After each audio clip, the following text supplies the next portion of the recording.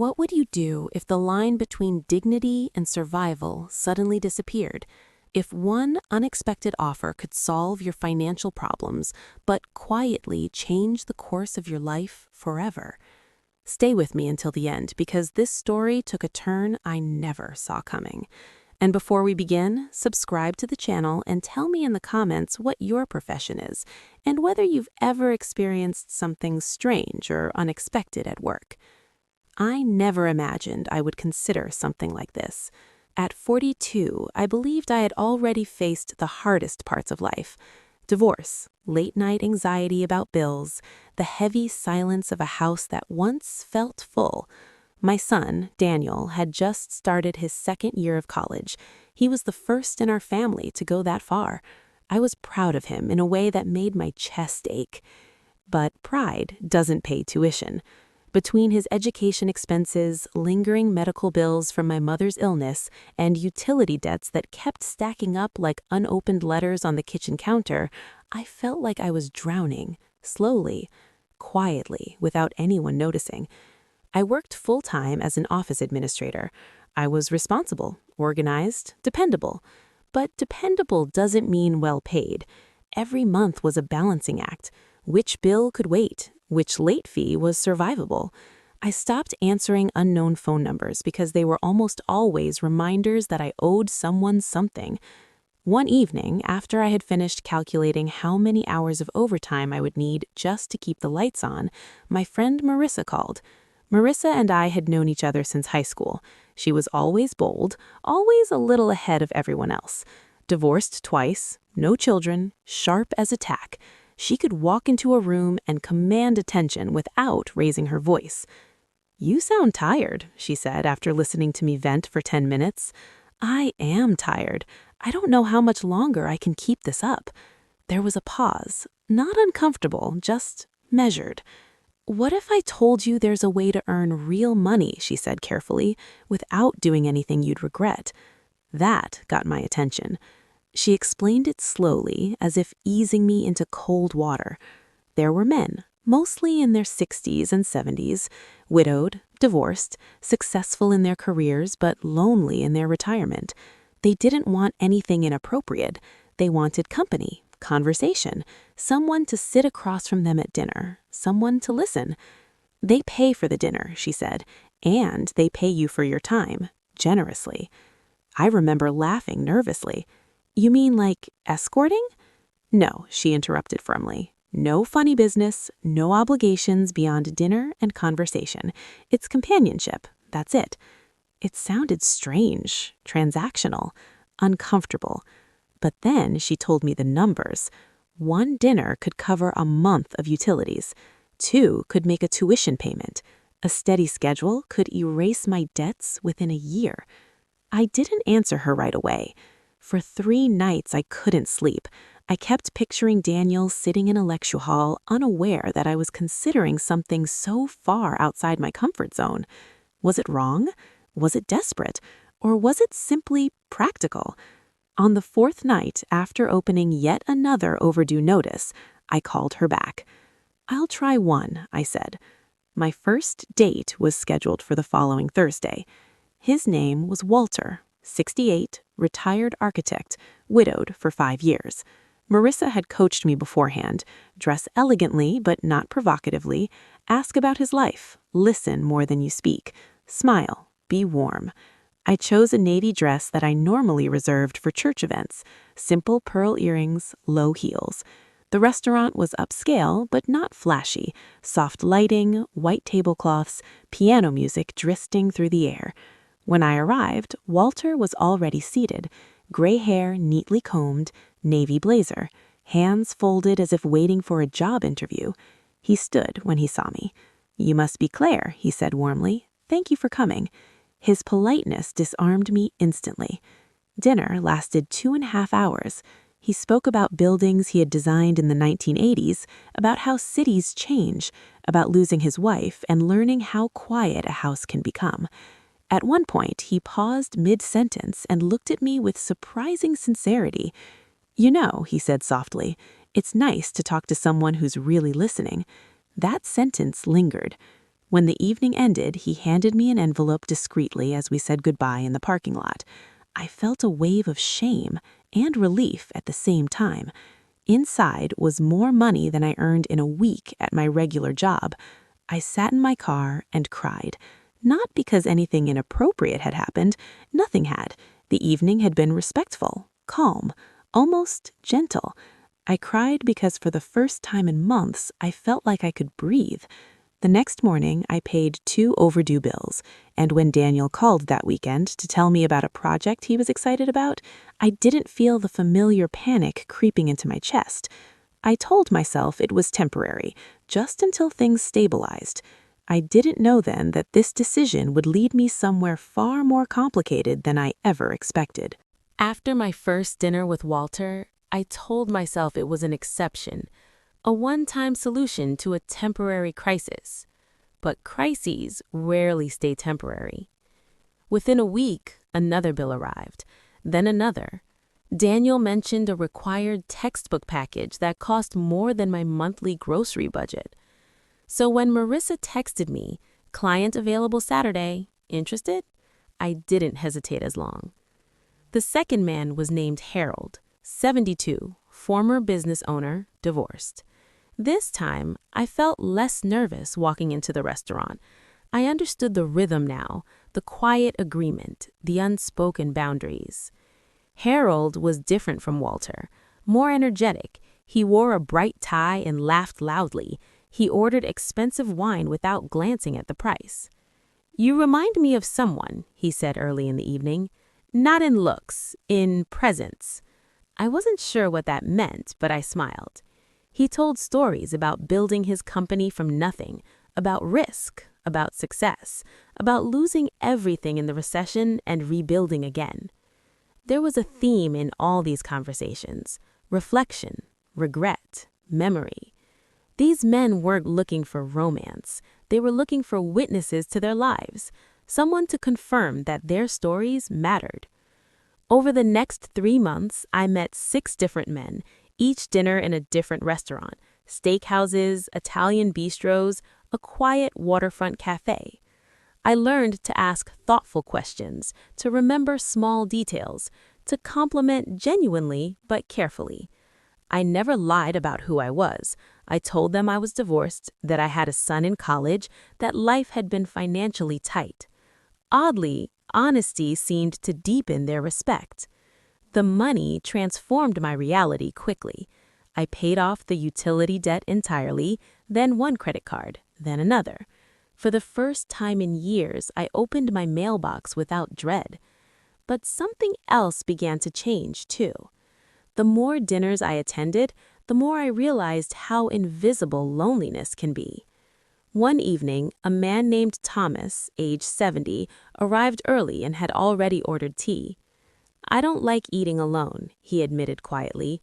"The silence feels heavier than the food." We talked about his late wife, about how routines become anchors, how losing someone unravels them. When he thanked me at the end of the night, his voice trembled slightly. "You've given me a good evening," he said. "That's worth more than you know." Driving home, I wondered if what I was doing was less transactional than I had feared. Yes, there was payment, but there was also comfort. Still, I kept it secret, from coworkers, from neighbors, especially from Daniel. He didn't need to know how I was bridging the gap between struggle and stability. Then I met Edward. Edward was 65, recently retired financial consultant, widowed for 3 years. Our first dinner was at a quiet French restaurant. He arrived precisely on time, his posture straight, his handshake steady. He listened more than most. "Tell me about your son," he said early on. I did. He asked thoughtful follow-up questions, not surface-level curiosity, but genuine interest. Unlike the others, Edward didn't dominate the conversation with stories of the past. He seemed focused on the present. After dinner, instead of a quick goodbye, he walked me to my car and said something unexpected. "He'd like to see you again," he said, "specifically you." That wasn't unusual in itself, but the tone was different, more personal. Within a week, he requested another dinner, and then another. Marissa called me after the third. "He's asking for exclusivity," she said carefully. "He's willing to pay significantly more if you only see him." I sat at my kitchen table staring at the numbers she mentioned. It was more than double what I had been earning monthly. With that kind of money, Daniel's remaining tuition would be secured. I could start saving, maybe even breathe long term. But exclusivity meant something else: attachment. Edward wasn't just lonely, he was choosing me. When I met him again, he didn't waste time. "I don't enjoy sharing your attention," he admitted calmly. "I'd prefer it if our dinners were ours." I should have felt flattered. Instead, I felt a flicker of warning, because dinners were one thing, dependence was another. Still, when I thought about the relief of financial stability, the weight lifting from my shoulders, I found myself agreeing. I told myself it was still simple: just dinner, just conversation, just time.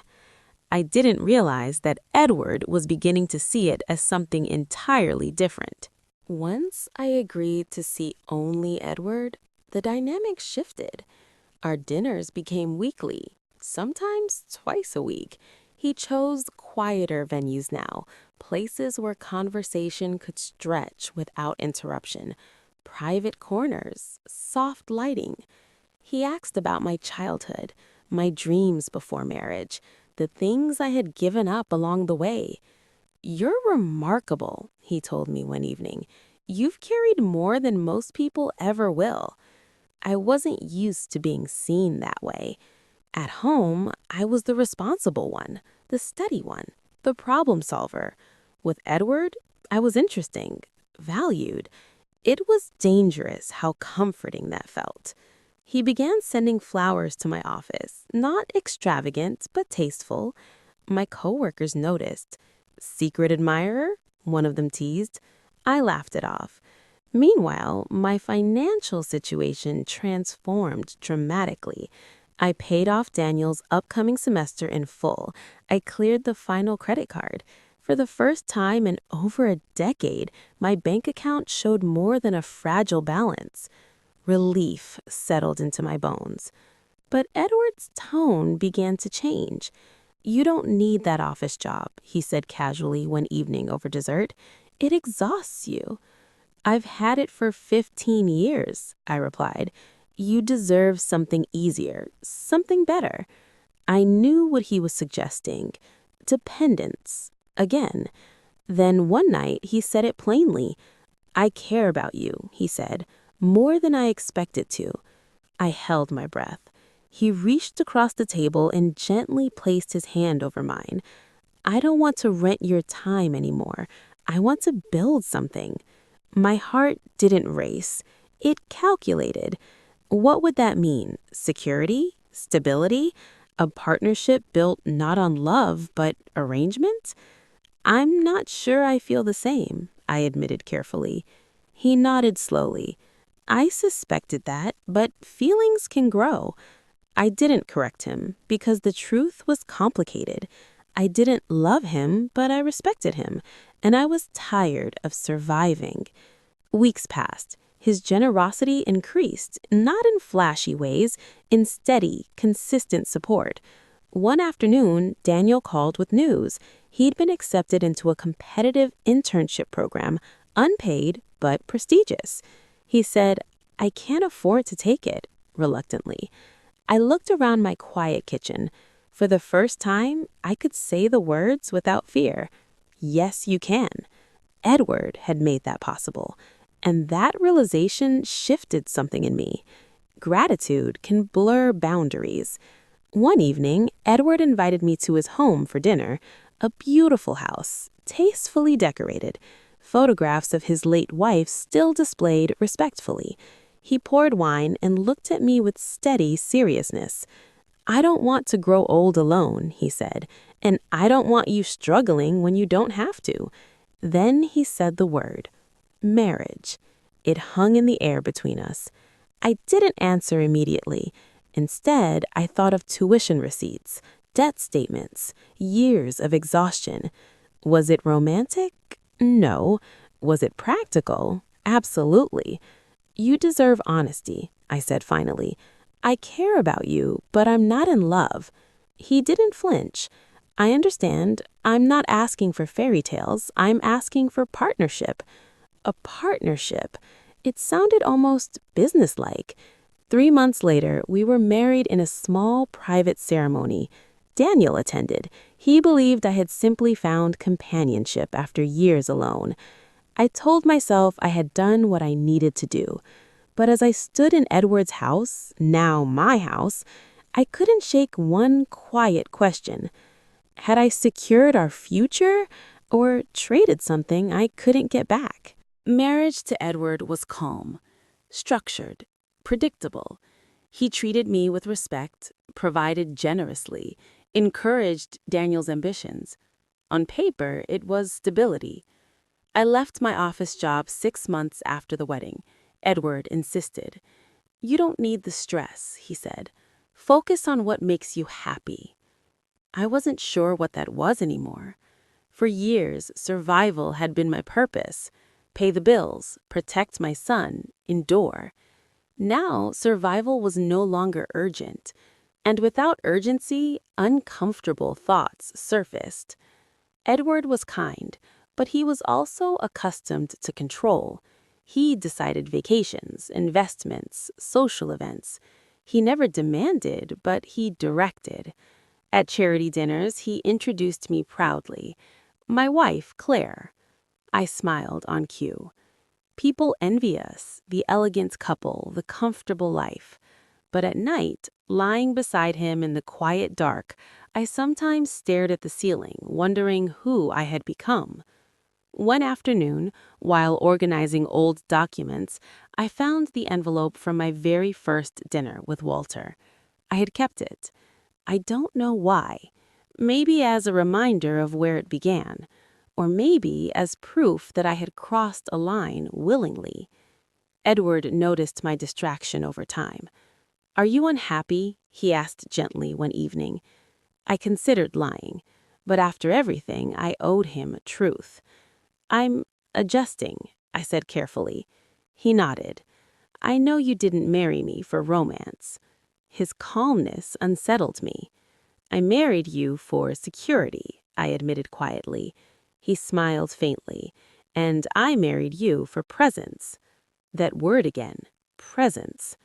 Weeks later, something unexpected happened. Daniel visited one weekend and pulled me aside. Mom, he said hesitantly, are you happy?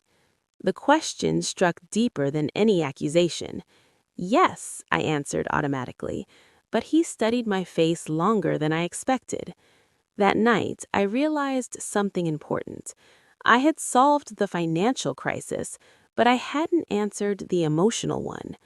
Edward wasn't cruel, he wasn't manipulative, but our marriage had begun as a transaction, and transactions have invisible terms. The turning point came a year after our wedding. Edward suffered a mild health scare, nothing catastrophic, but enough to remind us both of time. Sitting in the hospital waiting area, I felt something unfamiliar. Not obligation, not calculation. Fear, real fear of losing him. And that frightened me most of all. The doctors assured us it was minor. Lifestyle adjustments, monitoring, caution. But the hospital corridors changed something in me. For the first time, I saw Edward not as a solution, but as a human being who could disappear. On the drive home, he reached for my hand. I suppose this is where people reassess their priorities, he said lightly. I didn't laugh, because I was already reassessing mine. Over the next few weeks, I paid closer attention. The way he read the newspaper every morning, the way he paused before climbing stairs, the way he watched me when he thought I wasn't looking. One evening, I made dinner without being asked. Simple, homemade, not catered. He seemed surprised. You didn't have to, he said. I know, I replied. And for the first time, that was true. Months passed. Our conversations grew less formal, less structured. We argued occasionally about trivial things. And strangely, that made us more real. Then, on a quiet Sunday afternoon, Edward said something that stunned me. "If you ever feel trapped," he said calmly, "you can leave. I'll make sure you're secure." I stared at him. "Why would you say that?"